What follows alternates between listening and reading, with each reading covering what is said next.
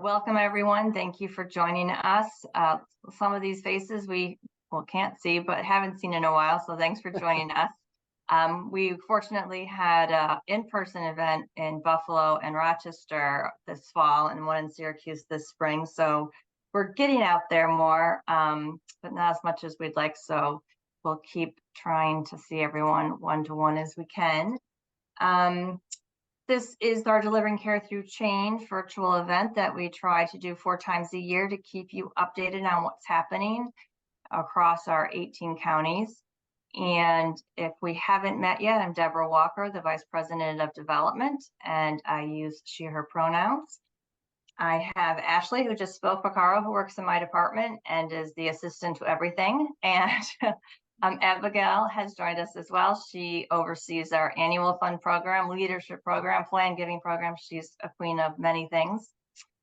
We also have Maddie, who Michelle mentioned, Donovan, who she's so important. She's Vice President of Executive and Public Affairs, I believe is the correct title. Yay. And Chris Spicer, VP of Programs, has joined us as well. And you'll hear from Kristen later, and you'll hear from Michelle in 2 seconds. So again, just to reiterate, I know everyone's screen looks different, so I hate to tell you where it is, but hopefully in the middle of your screen towards the bottom, if you scroll your cursor down there, the toolbar will show up and there's a chat box. So if you have any questions and you type them into there, I can try to get them answered during the group, or we can open it up at the end as well for questions, so that if we decide we don't want those as part of the taping, it's easy to take those out at the end. And so I think we're ready to begin. Michelle Casey, CEO and President of Planned Parenthood of Central Western New York. The floor is yours. Thank you, Deborah, and thanks everybody for joining us tonight. I really appreciate it. It's always nice to see folks' faces and to see the interest in what it is that we're doing. We have a lot of updates to share, and I'm pretty excited to share those with you. So it's been a little over a year since the Supreme Court overturned Roe v. Wade, which is really hard to believe.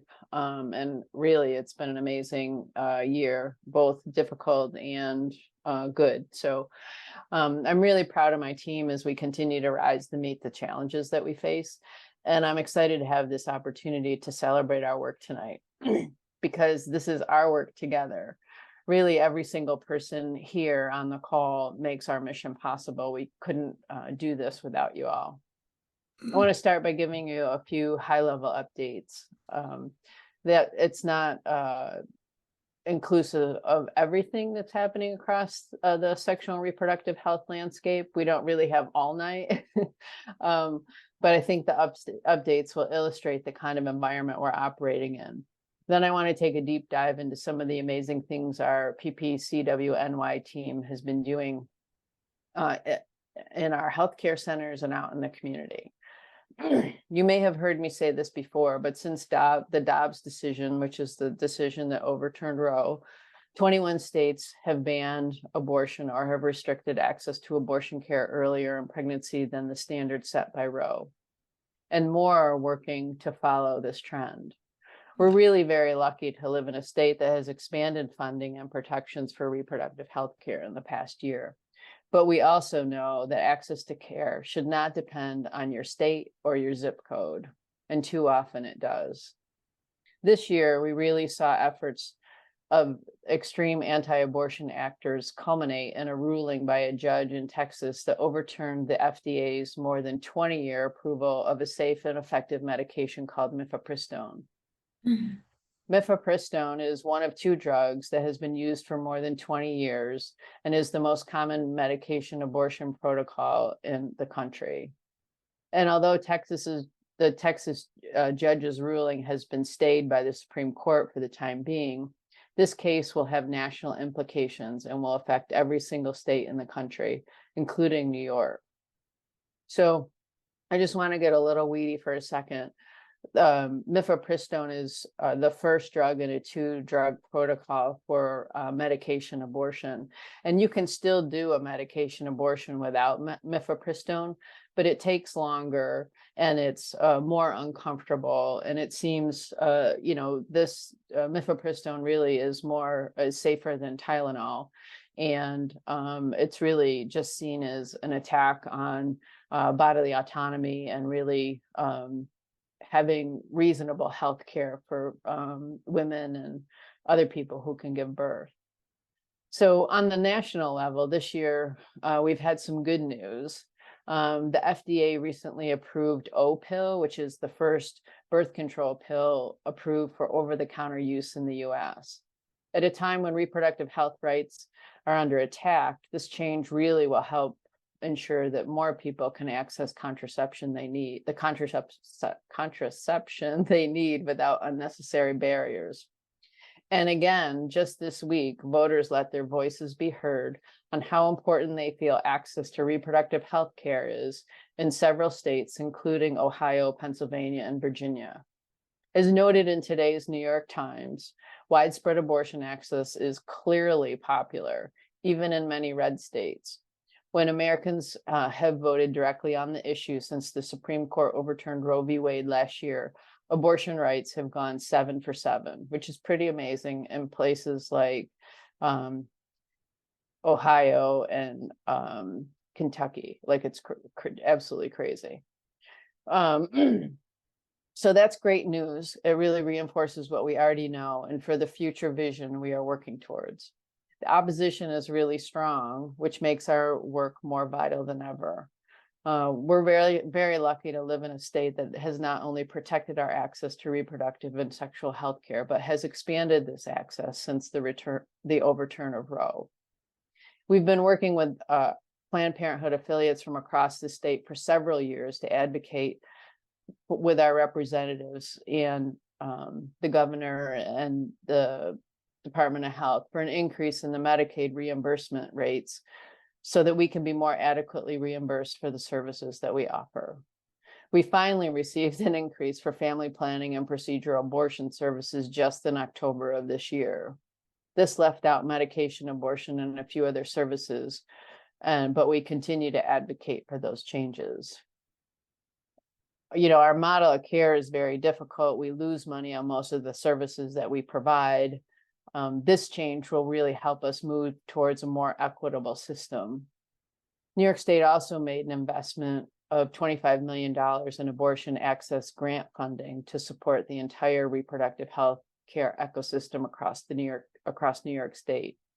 These funds helped pay for equipment upgrades and things like patient navigation services for folks seeking abortion care from out of state. There was also $10 million in funding allocated, again, across the state to improve security at facilities that provide abortion care as we face more challenges in this area than ever. It seems like since the overturn of Roe, it really has animated the opposition, and they are more aggressive than ever.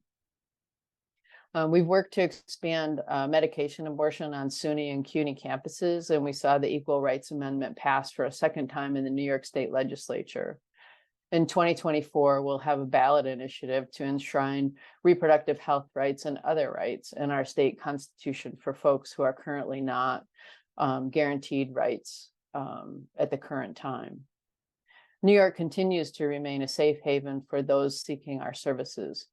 Thanks to your support, we're able to continue our work to meet the needs of our own community members and those traveling here from out of state. So here's what our local health centers and programs have been up to. It's my favorite part.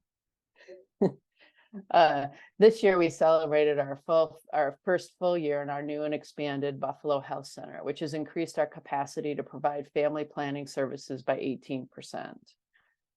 We expanded our gender affirming care services, which are now available at every one of our clinics across the affiliate. This life-saving care that we're so proud to provide, especially as we're hearing stories from our community partners of young folks who have relocated to our service area from other states to access gender affirming care and live their lives as their true, authentic selves. In Rochester this year, we expanded our appointment availability for procedural abortion and have shortened the duration of procedural abortion appointments through efficiencies that have really enabled us to provide more patients with the compassionate care they deserve. We also now offer nitrous oxide as a procedural abortion sedation across the affiliate. This is commonly associated with dentist's office.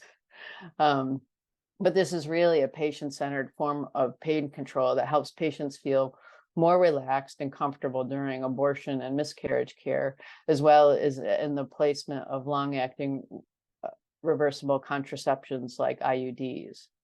Patients can drive themselves home after receiving nitrous oxide and have fewer side effects than those who receive our narcotic-based sedation regimen. This is such an important option for our patients, and I'm so appreciative of our health services team for putting in the time and training to make it possible. And our health services team has also put in a lot of training hours this year, not only to improve our care, the care we provide, but also to improve the ways in which we show up and support each other. This is especially important in the moment as we navigate a nationwide struggle to attract and retain healthcare workers at every level. This year, we participated in a quality improvement pilot with the Planned Parenthood Federation with a focus on staff retention for unlicensed clinical support staff. And we have grown and implemented many improvements from this pilot program. PPCWNY was also awarded grant funds from Planned Parenthood Federation and New York State that are supporting the process of creating a central affiliate training space. The training space would significantly increase the effectiveness of our staff onboarding process by providing a central location and supplies to support skill development. This is a really important step towards our goal of ensuring that new staff have the skills they need to effectively deliver family planning care. In Syracuse, our programs and education team has not only been busy providing sex ed throughout the regional school district, but they've also developed an ongoing relationship with Hillbrook Juvenile Detention Center, where they deliver sex education, structured support groups, and book clubs throughout the year. In recent months, this team began working with Elmcrest Children's Center in Syracuse to provide programming to their long-term adolescent residents. Everyone deserves access to sex education and resources. I'm so proud of our team for expanding their reach. Many of you are probably familiar with our Rochester-based youth development program, In Control. This program links together opportunities, neighborhood outreach, and health education to help youth thrive in the city. They provide education, career, and recreational programs to give Rochester youth the tools they needed to succeed. So far this year, In Control has connected with over 8,000 individuals through program and activities meant to inform our people about our services, their reproductive rights, and minors' rights to consent to a confidential sexual, mental, and substance use care and treatment. Additionally, this year, our In Control program became a founding member of the Rochester Peace Collective, which is a collaborative effort with the City of Rochester and community organizations to advance youth violence prevention. Their work is amazing, and seeing our teams interact with the youth in our community really makes my heart sing. In our Niagara Falls Youth Center, The Connection, they were recently selected as a site for a mural through the program with the Niagara Falls Heritage Center.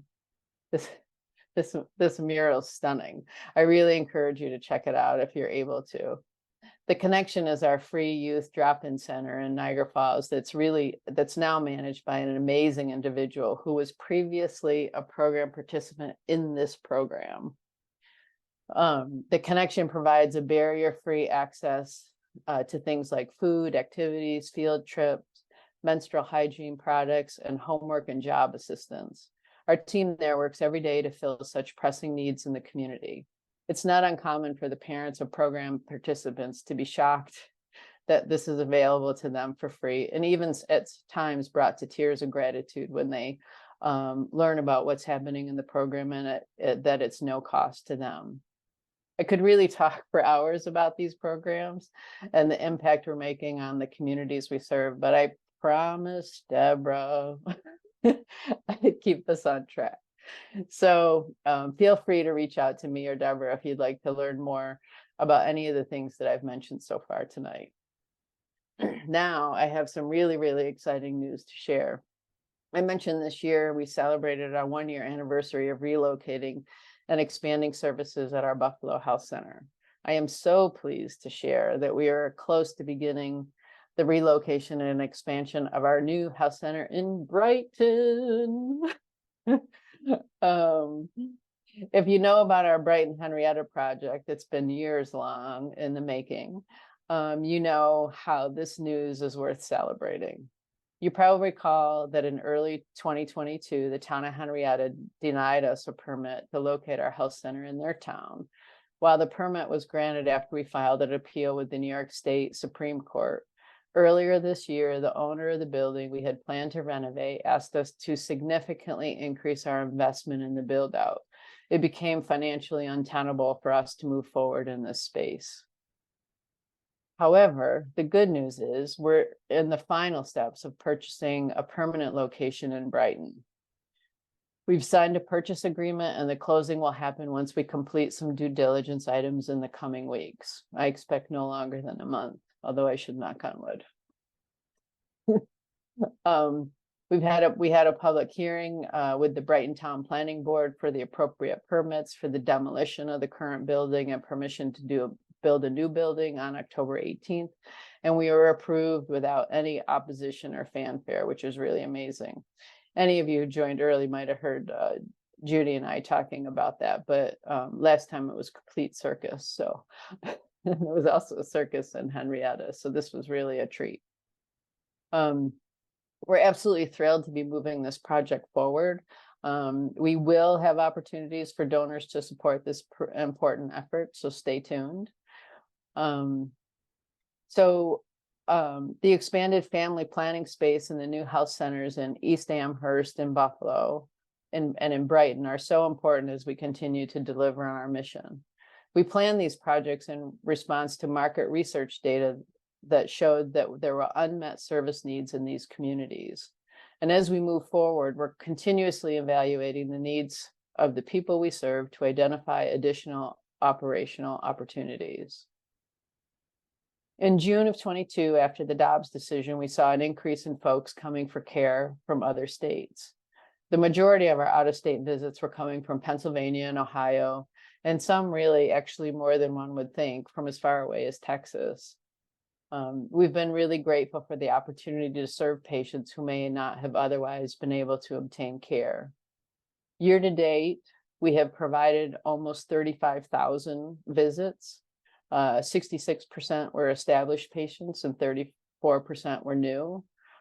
Your donations are essential and ensure patient care. We couldn't do it without you. 42% of our patients reported income of less than 100% of the federal poverty level. 59% of our patients were covered or enrolled in Medicaid, and 5% of our patients were self-pay. I want to end my portion of the evening by sharing some comments from those we serve, our patients. PPCWNY uses Press Ganey, which is a national company that develops and distributes patient satisfaction surveys to request patient feedback on their experience in our centers.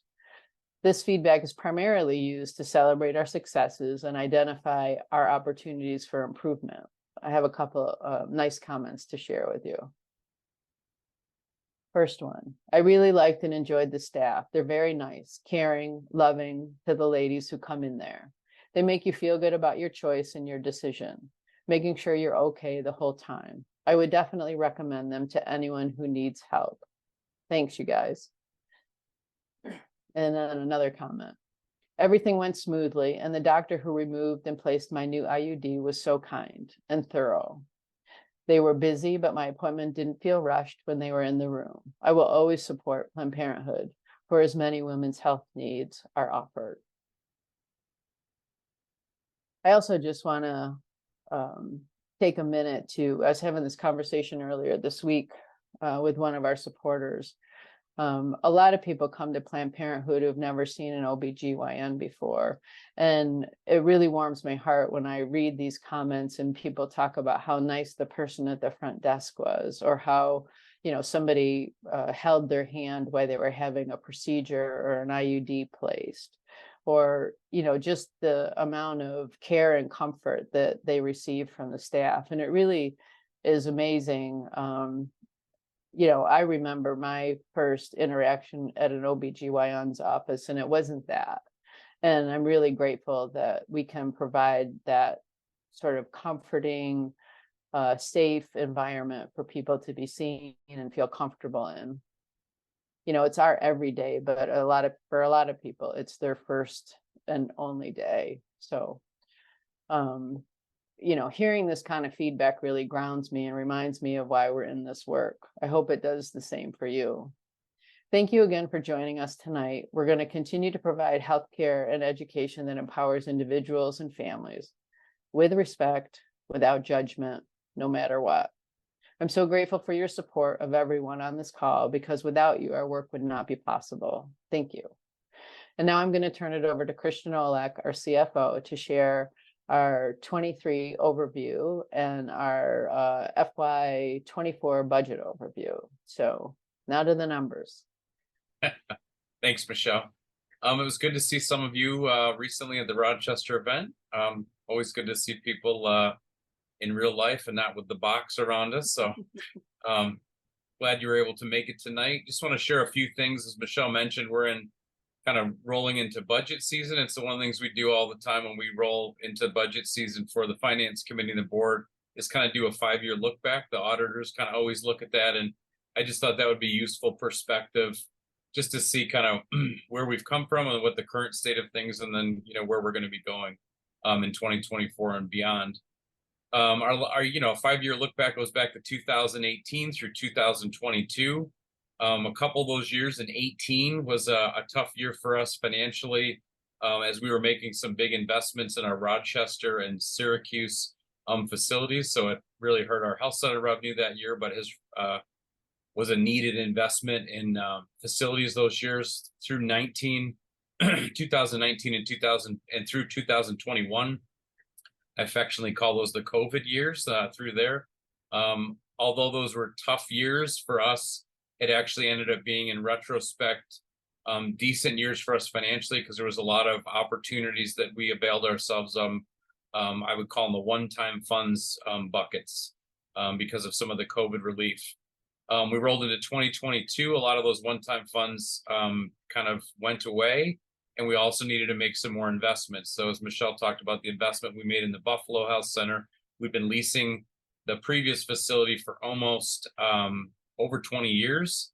And that was, to the tune of almost $16,000 a month. And we were able to buy a facility and save ourselves a lot of money, as you can imagine, as, some one-time investments that we had to make there. And some of that we're still kind of holding on in a debt perspective. But in all, it was a really good move for us. In addition to that, we put almost $1 million of investment in our people, the vast majority of which were in our health centers, to really make sure that we were paying market and being competitive. So 5-year snapshot, I think the thing that I look at throughout those 5 years that I've mentioned before, these types of meetings, is the thread that I see throughout that is, grant revenue kind of can fluctuate, health center revenue can fluctuate. I think the standard thing that I see from my seat throughout those years and year after year is really the donors. So the past donors and the present donors. During that period of time, we received almost $3 million in planned gifts. So as I've mentioned before, those aren't things we budget for, but it seems like that money comes at the most opportune time. This year, we're, as I said, made some big investments last year in 2022, and this year we're about 1.82% off of budget on revenue, and our expenses are up about 3%, again, through 9 months, which is leaving us, in the third quarter, about $900,000 off budget.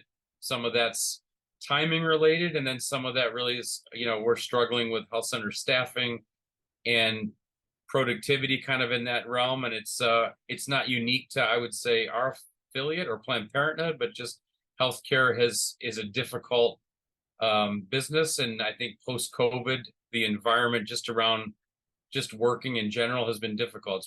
It's been a real transitional period of time. So we're trying to transition during that period as well. Additionally, during that kind of 5-year period, the other thing in addition to the plan giving is, through many donors and donations that we've gotten over the years, we have an investment account, as many of you know, and that during that period of time was providing about $325,000 a year, or 1.3 million in revenue, not really revenue, but cash coming in the door that's allowing us to help renew our fix things, buy stuff, big capital equipment purchases, really helping us to stay current with the kind of healthcare industry. In the current year, again, we're seeing the same pattern. We've got almost $422,000 in planned giving this year. Again, stuff we weren't expecting. We never know when those gifts are going to come.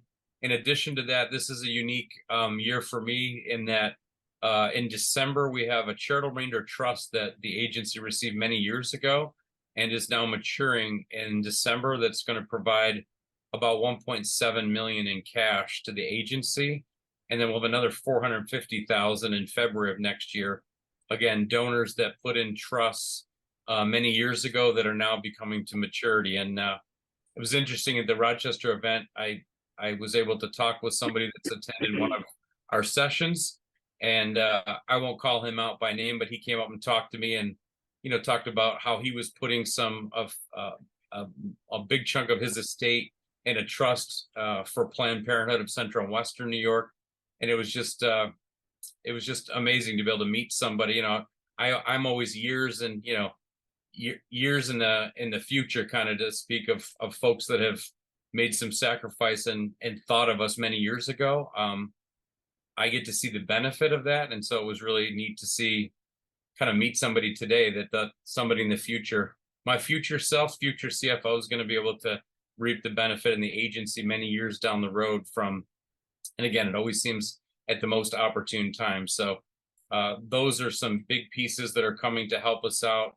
This year, our investment account sitting at about 7.7 million. Obviously, many of you watch the stock market, and that's been a roller coaster ride this year. That's lower than it's been for us for many years. I think at the high point for us, our investment account was approaching 9 million. So a lot of that, is just timing in the market, but it still provided almost 365,000 again in cash this year through our investment withdrawal policy. Again, that just is the gift that I would say just keeps on giving from donors that have invested in the agency and thought of us as they've planned for their annual gifts and also their long-term gifts. And again, it's money that's at a right timing. As Michelle talked about, we've got Brighton coming up. We've still got some money to pay off on Buffalo. So we have, a lot of challenges ahead, but good challenges that are good investments in what we're trying to do. And as we look into 2024, we're projecting a budget of just shy of 29 million and very similar expenses. As Michelle talked about, we've got a lot of good rate increases this year to look forward to. And we are hopeful that the combination of those, the new facilities opening, will really help us to continue to attract staff. And again, the investments we're making in staff will really help us push into 2024. I think what's key to us this year, again, the numbers I'm reporting on really are through September. Our donors are key to our success in any fiscal year, because 40% of the donations we bring in are the last couple months. So your generosity and the timing of those gifts are always appreciated and really help us to kind of finish off the year in a strong way and to enter into the next fiscal year, be able to kind of hit the ground running. So I appreciate all of you and always enjoy talking to you when I can meet you in person. And I think that's all the updates I got for tonight. Thanks, Christian. So we had 50 people RSVP. They were coming. Monica shared in the chat that the link the link that was in the last 2 email reminders didn't work. The original one did.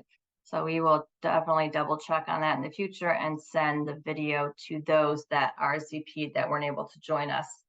And if you'd like a copy, let us know.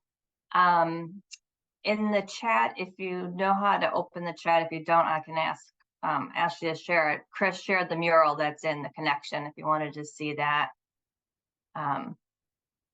It's in there. And were there any questions for Michelle or Christian? I just wanted to add, Christian alluded to or used the term investment. And what he's referring to was or at least in part, was a quasi endowment that the board put together for the use of Planned Parenthood many years ago. And so that is what is spinning off cash for us to use now, which was a really nice investment that the board asked us to do, and they fundraised for. So that's nice. And yes, we have many people that are supporting us now and in the future with Planned Gifts, and we really appreciate that. And it's nice because in many cases, people will use like a percentage of their estate or in their will so that they don't have to do the math and figure it out if things change in life. I had a donor that I talked to this week that had to change it because it was a dollar amount and life changes, and that just makes it more work. So there's easier ways to do that. And easy things like beneficiaries for IRAs and things, that just makes it easier too. So any pointers or questions about that, feel free to call our office. The other nice thing is Planned Parenthood Federation joined with an organization called Free Will. So if you go to the site, they'll help you draft a will free of charge and show you how that works, because sometimes that's complicated. And I have it on my to-do list to update mine. I was told that most people update their wills in January because it's one of their, what do you call it? What's that word? What is it called, Abigail? You set up your New Year's Eve resolutions. There's the word. I knew it wasn't resolutions. So we're going to be sending out an email to everybody asking them to think about it as they're doing theirs. And I don't see any questions. Oh, Sarah, you're unmuted. Do you have a question? I did. Yeah, I have a question about the healthcare direct providers. And more specifically, I am wondering whether the physicians, I'm presuming mainly OBGYNs, are salaried by Planned Parenthood, or the services are outsourced and then they are paid for them. I was thinking of abortion procedures and reproductive health. It's a great question, Sarah. I appreciate it. I feel like I'm That's back in why you school. brought me on, didn't you? So we do our chief medical officer is the only full-time physician we have on staff. We contract with a lot of other medical providers, and we also do resident training for the academic medical centers in Rochester and in Buffalo. So we're a part of sort of training the next generation of physicians. And we also use a lot of advanced practice clinicians, so nurse practitioners and physician's assistants, who can do a wide range of care, including abortion services. So, Okay. Yeah. Thank you.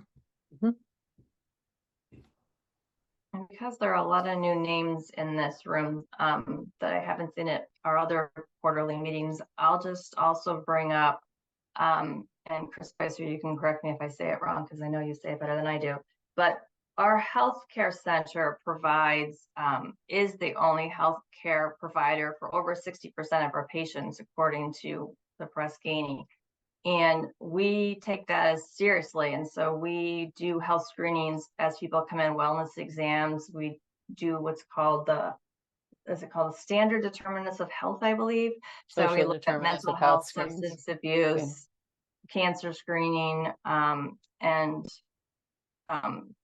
domestic violence, like we're really doing an overall, how is this person doing, knowing that they may not see anyone else. You want to add to that or say that better, Michelle? No, I think you did a pretty good job. The only thing I would add is like a lot of our folks are young, and so they're not like having a lot of touches with the healthcare system. So we're probably, for a lot of folks, the only one that they have. So when we have them, we want to make sure that we understand what their needs are and help connect them to other needed services, or make sure we're a part of understanding if problems are starting to catch them on the early end and help get them to be able to access other services.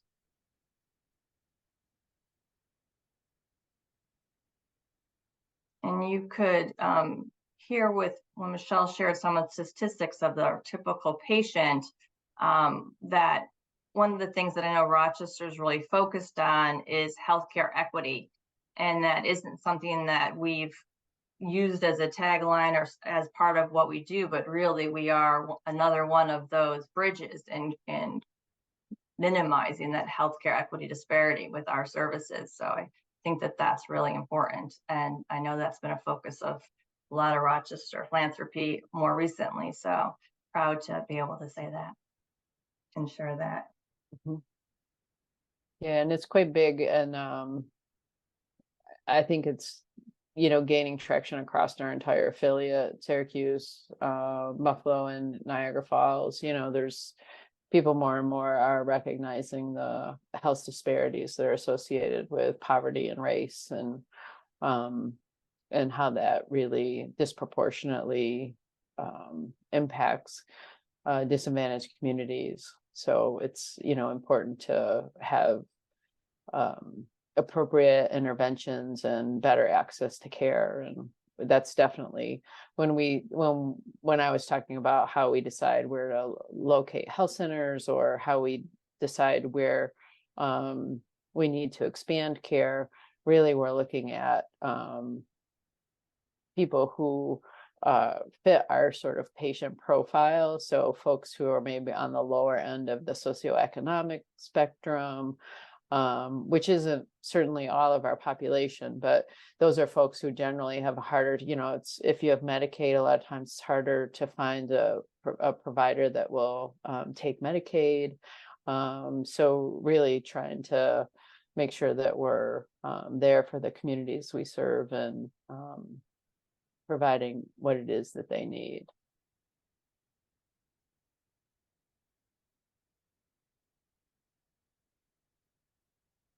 I just wanted to, since we have a little bit of time, ask Chris to share with you. Chris is a data geek, even though he's VP of programs, he loves our data. And I was talking with him about like, is there something that we can look at that we're not just saying in the words that we provide health equity, that we can show that and show the difference that that makes. And so he was able to zip something off because that's how he is. So I've asked him to share that if you would. Sure. It's a story of Planned Parenthood that a lot of people don't really tell much. But the quality of care that we provide is extremely high. And in fact, we raise the bar for populations of people who typically get disparities in care at other organizations. Like they're not having as well or good outcomes. So like an example I can give you is you know, Black women and chlamydia testing.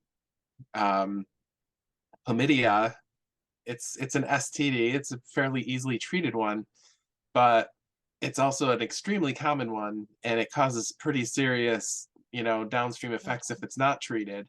And that's like pelvic inflammatory disease and infertility and other symptoms that are actually pretty serious. And when you're talking about a population of people having high rates of that, it really does impact a population. And so, so the healthcare system really doesn't provide chlamydia testing at the rate that it needs to for that population to stay healthy. And the benchmark for that is about 57% of people who should be tested get tested for chlamydia. And most healthcare providing organizations don't actually make that cut.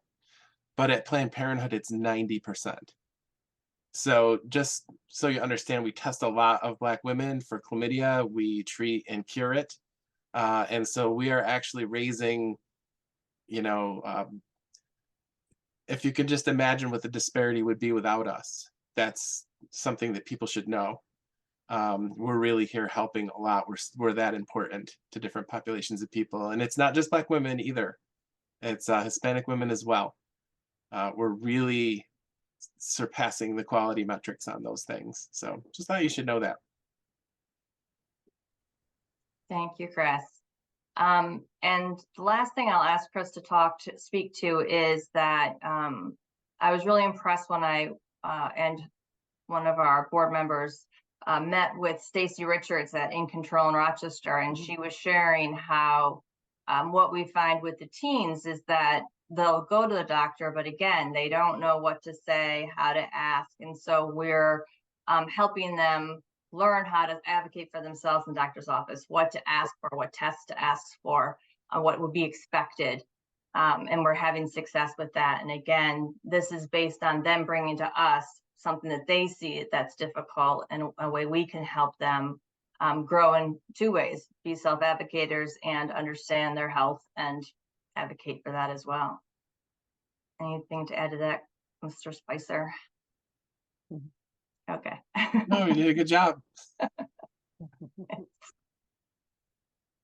Well, we appreciate your time, and I know no one likes to be at a meeting that doesn't have a purpose, so I feel like we've met ours.